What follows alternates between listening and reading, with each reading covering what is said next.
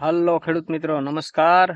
તો અત્યારે સોશિયલ મીડિયાના માધ્યમથી મોબાઈલ દ્વારા આપણે બધા જ ખેડૂત મિત્રો જોતા હોય છે કે અત્યારે જે વીજ પોલને લઈ અને જે ખેડૂતો આપણું મોરબી હોય તોય ભલે, સુરેન્દ્રનગર હોય તોય ભલે, અને આવા તો ઘણા બધા જિલ્લાઓના ઘણા બધા ગામડાઓની અંદર ઘણા બધા ખેડૂતો પરેશાન છે વીજ પોલને લઈ.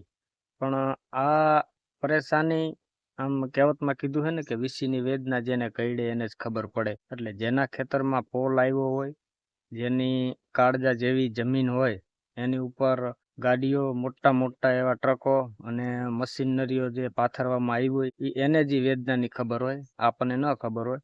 પણ ખરેખર એક ખેડૂત હોવાને નાતે કે મોટો ખેડૂત હોય, વીજ પોલ આવ્યો હોય કે ન આવ્યો હોય, પણ આવી પરિસ્થિતિની અંદર જો આપણે ખેડૂતો અવાજ નહીં ઉઠાવી, આપણે કંઈ બોલીશું નહીં, કોઈને સપોર્ટ નહીં કરી, તો આપણે કામ ક્યારે આવશે? તો મિત્રો, આપણી પાસે મોબાઈલ છે. તમે કદાચ આપણે રૂબરૂપ તો એને ન મળી શકી. રૂબરૂપ તો આપણે એ ખેડૂતો જે અત્યારે આંદોલન ઉપર ઉતર્યા હોય, જે ઉપવાસ ઉપર બેઠા હોય, અને ઘણા બધા તો એવા મિત્રો છે કે ઉપવાસની અંદર બેસી અને હોસ્પિટલમાં પણ જવું પડ્યું છે તકલીફના હિસાબે. એટલે બધા જ ખેડૂત મિત્રોને મારી ખાસ નમ્ર વિનંતી છે કે આપણને તો મોબાઈલનો ઉપયોગ એ ખેડૂતની મદદ કરીને કરીએ તો બહુ સારું. આપણે અહીંયા રૂબરૂપ તો ન મળી શકી, મોબાઈલના માધ્યમથી આપણે તો બોલી શકીએ ને. જો તમે અત્યારે નહીં બોલો તો ક્યારે બોલો? તમારે અત્યારે બોલવાની તક છે. જ્યારે તમારી જમીન વહી જાય, તમારા જે હકો હોય એ હક માગવાનું તમારી પાસેથી બધું છીનવાઈ જાય, ત્યારે તમે